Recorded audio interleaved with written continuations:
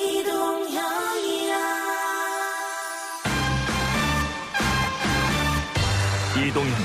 뉴스 정면 승부. 이동형의 뉴스 정면 승부.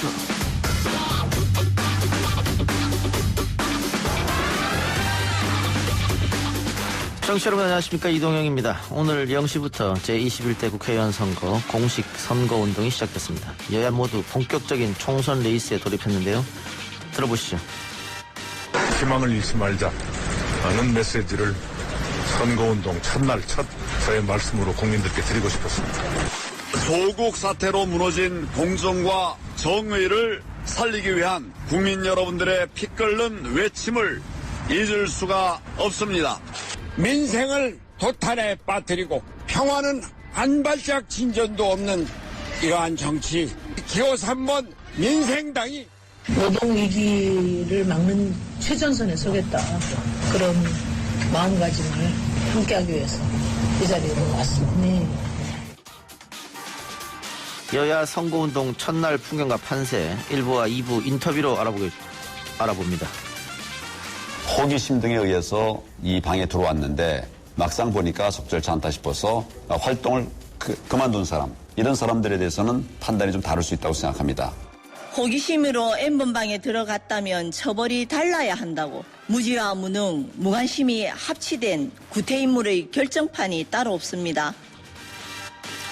황교안 미래통합당 대표의 발언에 법무부 양성평등정책 특별자문관인 서지현 검사가 반박했는데요. 호기심에 그랬다면 사이코패스로 판단한다고 했습니다. 관련 내용과 더불어 오늘의 핫이슈 기자 언박싱에서 모아 전해드리겠습니다. 3부에서는 총선 민심을 알아보는 바로미터 여론조사 결과 분석 시간 가져보고요. 이어지는 4부에서는 코로나로 고통받는 국민과 고생하는 의료진을 위로하기 위해 가수 강산혜 씨가 직접 스튜디오를 찾습니다. 4월 2일 목요일 이동의 뉴스 정면 승부 시작합니다.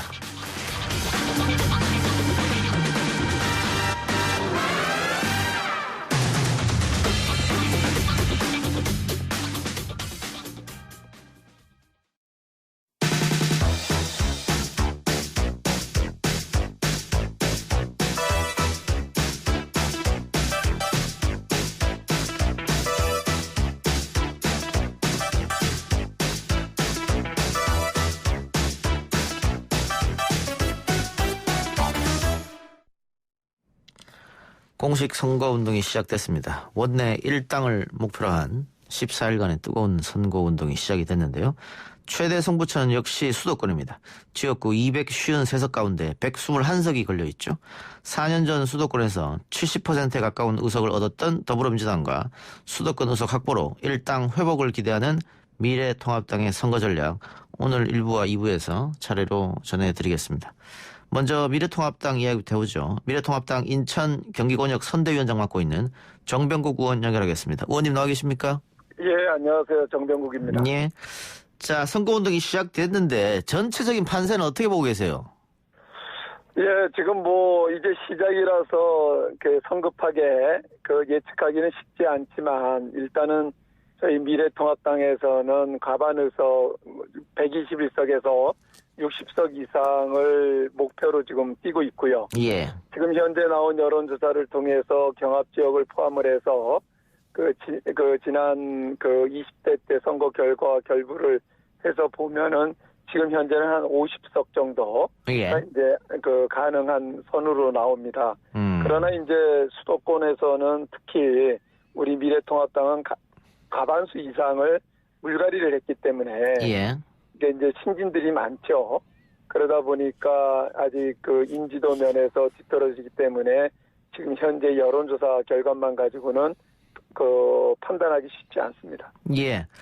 수도권 말씀해 주셨는데 121석 가운데 절반 정도를 일단 목표를 잡으셨군요. 예, 그렇습니다. 예.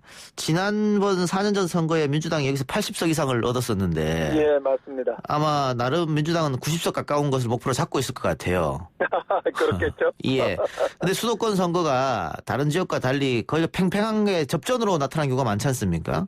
네, 일반적으로 결과들을 놓고 보면은 5%를 누가 더 가져가느냐가 예. 판가름이 되죠. 그렇기 예. 때문에 예단하기는 쉽지가 않아요. 예. 네.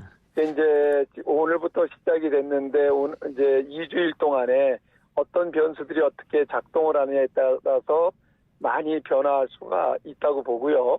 이 결과는 한 5일 전에 그런 부분들이 판가름이 될 거라고 봅니다. 예. 그 지난 선거에서 그 새누리당이죠. 30여석밖에 얻지를 못했기 때문에 예. 이번에 목표인 60석을 얻으려고 한다면은 상당히 크게 선전해야 되는 상황인데요. 그렇습니다. 인천, 서울, 경기 중에 어디가 가장 중요하다고 보고 계십니까? 아니 뭐 다 중요하죠. 예. 다 중요한데 일단은 저희들이 지금 현재의 여론조사 추이를 보면 상대적으로 경기도보다 오히려 서울이 좀 좋고요. 예. 또 경기도는 전반적으로 그 위성도시들이 경기도에 있는 서울의 위성도시들이 보면은 굉장히 젊어요. 예. 젊은 분들이 많이 살다 보니까 그쪽에서는 좀 우리가 부진한 측면들이 없지 않아 있습니다. 예. 그 인천 총구석 발언은 영향을 안 미칠까요, 선거에? 그거는요. 예. 그 어떤 의도성을 가지고 한 얘기가 아니기 때문에 예. 그것을 가지고 꼬투리 잡고 말꼬리 잡고 하는 그런 선거는 이제 그만 되지 않겠어요. 예. 네. 알겠습니다. 근데 지금 그 여론조사는 어쨌든 미래통합당에 조금 불리하는 걸로 나오고 있습니다. 근데 예, 그렇습니다. 보수 언론에서는 지금까지 총선 여론조사는 결과를 다 맞추지 못했다. 또 숨어있는 보수표가 있다. 이런 지적을 하고 있거든요. 거기에 혹시 동의하십니까?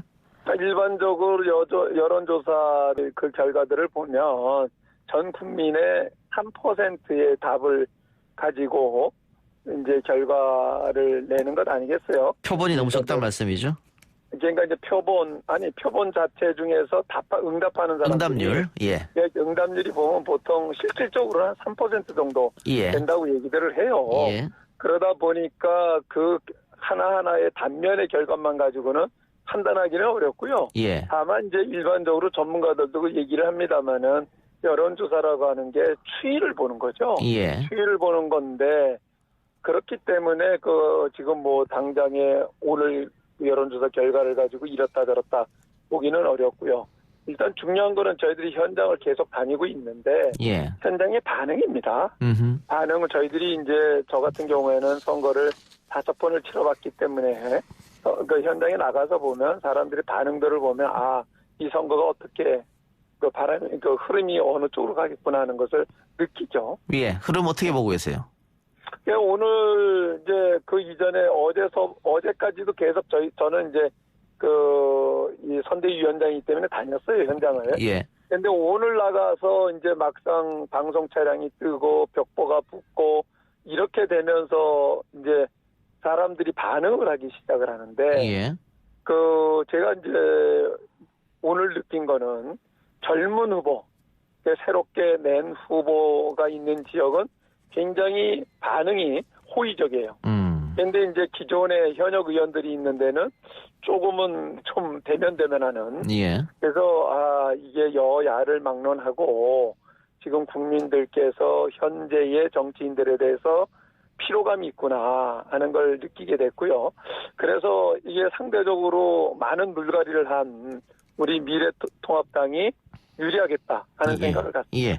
근데 지역을 지금 계속 돌고 계시니까 예. 이번 선거는 다른 선거와 달리 지역 이슈나 인물 이슈보다 이 중앙 이슈가 조금 더 선거에 영향을 미치지 않느냐 그런 얘기가 많지 않습니까? 예. 특히 이제 경제 문제와 코로나19 문제인데. 예. 일단은 저희가 느끼는 거는 이런 거예요. 국민 여러분들께서 지난 3년 동안 문재인 정권에 대해서 많은 실망들을 했고 소득주도 성장이라든지 급격한 최저임금 인상이라든지 또는 그 근로시간 단축이라든지 이런 걸로 인해서 오히려 없는 사람들이 어려운 사람들이 더 어렵게 됐다. 예. 그래서 실질적 현장에 가서 보면은 상가를 보면 한 집 건너 한 집이 문 닫은 집들이 그렇게 많아요. 예. 그게 이제 그 현실 실물 경제를 단정해 주는 거고 처음에는 이제 막 욕도 하고 그러더니만 이제는 아예 자포자기한 상태이고 거기다가 이제 코로나가 덮쳤단 말이에요. 예. 그러다 보니까 거의 자포자기한 그런 상태에 있다. 그러니까 이제 오늘 시작이 됐는데 과거와 달리 이 분위기가 전혀 안 뜨는 거예요. 예. 이런 부분들이 어떻게 작동할 것인가 하는 것도 이번 선거에서 큰 변수라고 생각을 합니다. 예.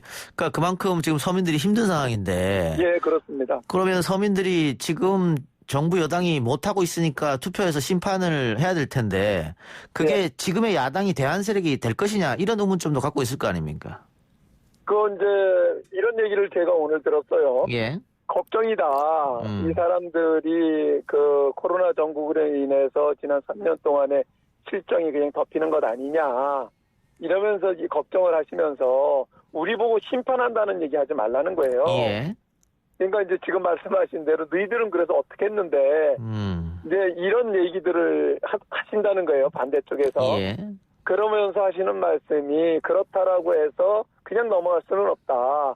최소한 4월 15일 날 선거를 통해서 문재인 정권에 대해서 경고장은 날려야 된다. 예. 회초리를 들어라. 예. 하는 얘기예요. 그래서 그 말이 상당히 일리가 있고, 이런 분들, 이런 생각을 갖고 계신 분들이 있다라고 하면 경고장은 날려주시겠구나. 뭐 저희들도 잘한 거는 우리 보수 진영의 정당들도 잘한 거는 없지만 그래도 여러 가지 그 말들이 많았지만은 미래통합당으로 통합을 이뤄냈고요. 또 나름대로 물갈이를 많이 해냈고 거의 반에 가까운 물갈이를 했고요. 그리고 또 다른 정부 여당하고는 다르게 그 청년 세대들을 많이 진출을 시켰기 때문에 예. 이거에 대해서 이 선거 과정 속에서 잘만 저희들이 그 국민들에게 홍보를 해내면 뭐 국민들로부터 일단은 이 정부에게 경고장을 날릴 수 있는 그런 선거로는 끌고 갈 수 있을 것 같습니다. 예. 지금 상황이 좋지 않다는 것은 뭐 여야 공이 인정하는 부분이니까요. 네. 그래서 정부가 지금 긴급재난지원금 하위 70%한테 지급하겠다라고 방침을 밝혔는데 이 부분에서는 어떻게 판단하고 계십니까?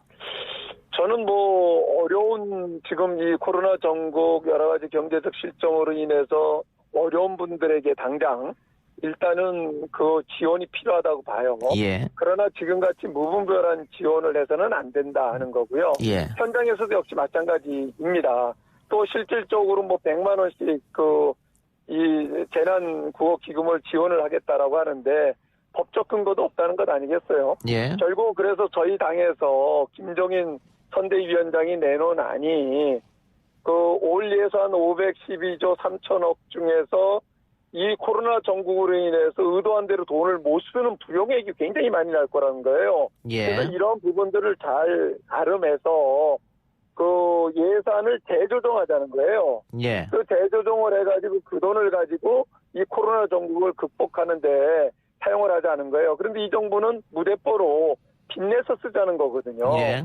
빚내서 쓴다라고 한다고 하면 그 부담은 누가 갖겠어요? 예. 결국 국민들한테 돌아가는 거란 말이에요. 예. 그런데 이 예산을 올 예산 이미 편성된 것을 재조정한다고 하면 그건 어차피 쓰려고 했던 돈이기 때문에 다른 쪽으로 이 전향해서 쓰는 거죠. 바꿔서. 예. 그렇기 때문에 국민들에게 부담이 그만큼 줄어드는 예, 거죠. 예. 네, 실효성도 있는 거죠. 예, 김종인 위원장의 100조 확보론 이야기는 언론에서 많이 나왔던 얘기인데, 근데 그 미래통합당 박형준 선대위원장이 그 정부에서 이야기하는 70%만 주겠다 하지 말고 이왕 줄 거 다 주자 이렇게 얘기했는데 그럼 이거는 박형준 선대위원장 개인 생각이었던 겁니까? 그거는요, 이런 이유입니다. 지금 70%를 선별해내는 작업에 들어가는 비용만 추계를 했는데 2천억이라는 거예요. 예, 들어가죠. 예. 2천억이 들어가고 그리고 그 기한이 바로 지금 당장 지금 목에 와 닿았는데 그거 하는데 빨라야 6, 7월에나 돈이 나간다는 겁니다. 그렇다면 즉각적으로 지급하려고 하면은 그렇게라도 줘야 된다는 거죠. 즉각적으로 하려면 일괄 지급해라. 예, 그렇죠. 알겠습니다. 예. 마지막으로 그 의원님 지금 미래통합당 대표로 나오셨으니까 미래통합당 찍어달라고 한마디 하시기 바랍니다. 예, 국민 여러분들 우리 미래통합당도 그동안 제대로 한 것 없습니다. 펴달라고 하기가 면목이 없습니다만은 그러나 저희들만 보지 마시고 이 문재인 정권의 지난 3년 동안을 제대로 평가하고 퇴치를 들어서 경고하시지 않으면 지난 3년과 같은 폭정이 2년을 넘어서서 5년, 10년으로 연장이 될 수가 있습니다. 4월 15일 날 우리 미래통합당에게 기회를 주십시오. 저희들 잘 해내겠습니다. 예, 오늘 인터뷰 고맙습니다. 감사합니다. 예, 고맙습니다. 지금까지 미래통합당 인천 경기권역 선대위원장 정병국 의원이었습니다. 1부 순서 마치고요. 2부 기자 언박싱 코너로 돌아옵니다.